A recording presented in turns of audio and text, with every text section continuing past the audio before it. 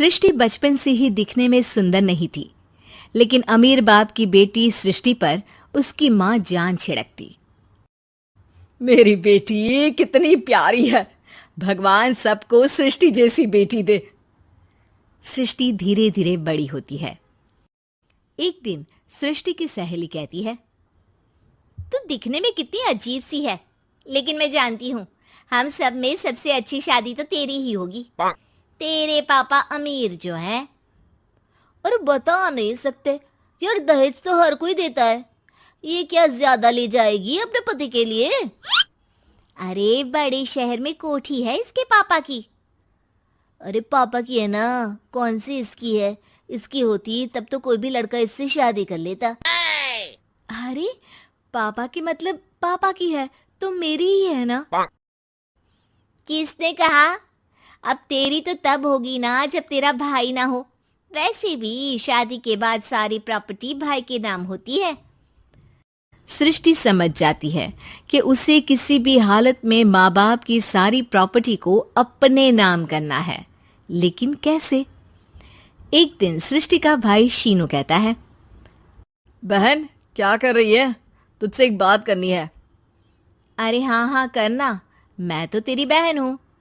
बहन मेरी लाइफ में ना एक लड़की है, बहुत अच्छी है।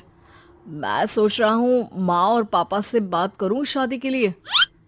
सृष्टि को समझ में आ जाता है कि भाई की शादी होते ही भाभी उसे एक दिन भी घर में बर्दाश्त नहीं करेगी। क्या बात है भाई, बताना कौन है वो? यार वो बहुत अच्छी लड़की है, पढ़ी लिखी है, मेरे साथ जॉब भी करती है। बस एक प्रॉब्लम है। हाँ प्रॉब्लम? क्या प्रॉब्लम है भाई? यार वो शादीशुदा है, लेकिन उसके पति ने उसे सिर्फ इसलिए छोड़ दिया क्योंकि उसके माँ बाप दहेज नहीं दे पाए। सृष्टि ये सुनकर न जाने क्यों खुश हो जाती है। अरे भाई तो क्या हुआ, लड़की तुझे तो पसंद है ना? शीनू को लगता है कि बहन उसे समझ रही है। वो इस बात से अनजान होता है कि उसकी बहन की मंशा पूरा घर हड़पने की है। सृष्टि अपनी माँ से कहती है, मम्मी मुझे तो बहुत चिंता है, पता है शीनू क्या कर रहा है? अरे क्या कर रहा है, वो तो काम पर जाता है और वापस घर आता है।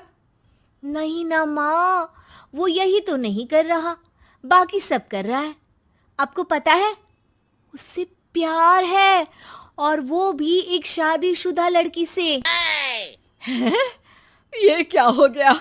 मैं सोसाइटी में क्या मुंह दिखाऊंगी? अरे तेरे पापा तो यही कहेंगे कि मैंने ही उसे बिगाड़ दिया है।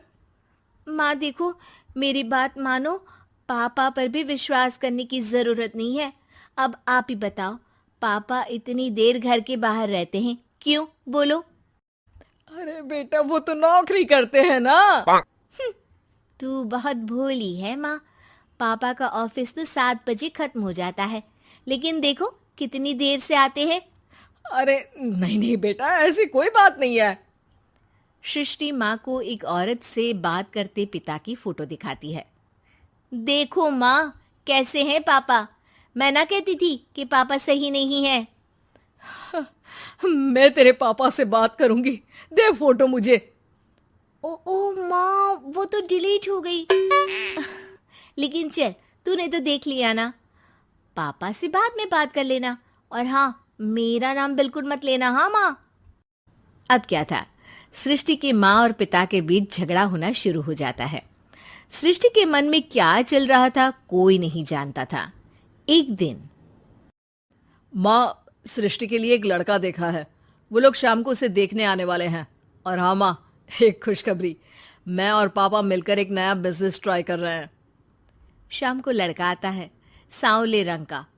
सृष्टि को तो बिल्कुल भी पसंद नहीं आता। लड़की की माँ कहती है, लड़की का चेहरा तो कोई खास नहीं, लेकिन अगर मेरे बेटे को आप लोग सेटल कर दें तो मैं उसकी शादी आपकी बेटी से करवा दूं। सृष्टि को लड़का बिल्कुल पसंद नहीं था। उसे भाई पर गुस्सा आ जाता है। लड़के वालों के जाने के बाद कहती है, माँ देखा शीनू मेरे लिए कैसा लड़का लेकर आया, न दिखाने लायक न सुनने लायक, सेटल भी नहीं, वो भी हम करे। अरे माँ, मैं जानती हूँ ये मेरी शादी किसी भी घर में क्यों करवाना चाहता है। अरे कैसी बात कर रही है बहन? तूने तो देखा ना, लड़के को मैंने ही मना कर दिया तुझसे शादी के लिए। जिसने लड़का बताया था उसने उसकी बहुत तारीफ की थी। बात आई गई हो जाती है, लेकिन सृष्टि का मन शांत नहीं होता। क्या करूं, कुछ समझ में नहीं आ रहा। मेरी शादी हो गई तो ये लोग पूरी प्रॉपर्टी शीनू के नाम कर देंगे, मेरे हाथ तो कुछ लगेगा ही नहीं। तभी सृष्टि को आइडिया आता है। वो किसी वकील को फोन करती है। जी देखिए, अगर आपके मम्मी पापा का तलाक हो जाता है तो आपके पिता की आधी प्रॉपर्टी आपकी माँ के नाम हो जाएगी, फिर उसे वो किसी को भी दे सकती है। सृष्टि अब माँ को बेटे के खिलाफ भरती है। माँ, शीनू पर नजर रखा करो। वो जिस लड़की के प्यार में है ना, वो शादीशुदा है। यहाँ आएगी, सारा पैसा, रुपया, जमीन, जायदाद सब हड़प लेगी। पापा का भी हाल तुमसे छुपा नहीं है। ऐसा ना हो कि मैं और आप एक दिन सड़क पर भीख मांगे। हे भगवान, मैं तो जीते जी मर जाऊंगी अगर ऐसा हो गया तो। ऐसा हो गया नहीं माँ, ऐसा ही होगा। अभी समय है, आगे का सोच लो। मैं तो कहती हूँ पापा से आधी प्रॉपर्टी लेकर अलग हो जाओ। पापा की आधी प्रॉपर्टी भी हम लोगों को अगर मिल जाती है ना, तो अगले 7 जन्म सफल समझो। बेचारी माँ बेटी के कहने पर पति से तलाक लेकर अलग हो जाती है। सृष्टि अब पैसों से गाड़ी और अपने दूसरे महंगे शौक पूरे करने लगी। उसके दोस्त भी उसके पैसे इस्तेमाल करते। सृष्टि, कल तुम कहाँ थी? मैं सारा दिन घर पर अकेली थी। तो मैं क्या करूं? मैंने ठेका तो नहीं लिया है ना तुम्हें संभालने का। माँ को सृष्टि से ये उम्मीद नहीं थी। वो बैठकर रोने लगती है। वहीं उसका पति यानी कि सृष्टि के पिता आ जाते हैं। मैं जानता था कि तुम्हारा यही हाल होगा, तो आपने मुझे रोका क्यों नहीं? मैं रोकता तो तुम रुकती क्या? सृष्टि के कहने पर तुमने मुझ पर अपने बेटे पर शक किया, लेकिन तुम ये भूल गई कि कैसे हम दोनों ने मिलकर जीवन में इतना सब खड़ा किया। माँ पति के गले लग जाती है।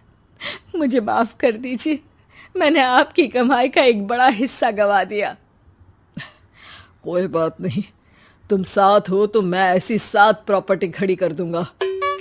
तभी वहां सृष्टि आ जाती है रोते हुए। माँ, मयंक ने मुझे छोड़ दिया। वो बोल रहा था जब तक मेरे पास पैसे थे तब तक ही वो मेरे साथ था। पापा, माँ, मुझे माफ कर दीजिए।